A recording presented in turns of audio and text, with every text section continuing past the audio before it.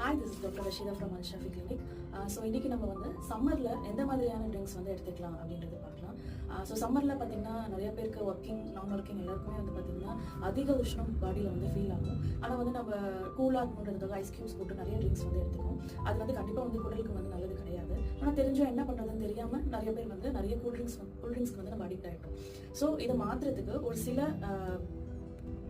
ஒரு சில பானங்களை வந்து நான் இப்போ சொல்கிறேன். ஸோ அது வந்து குடலுக்கும் ரொம்ப நல்லது. எப்போ வேணாலும் எடுத்துக்கலாம். அதாவது நம்ம சம்மரில் தான் எடுத்துக்கணும் அப்படின்றது கிடையாது.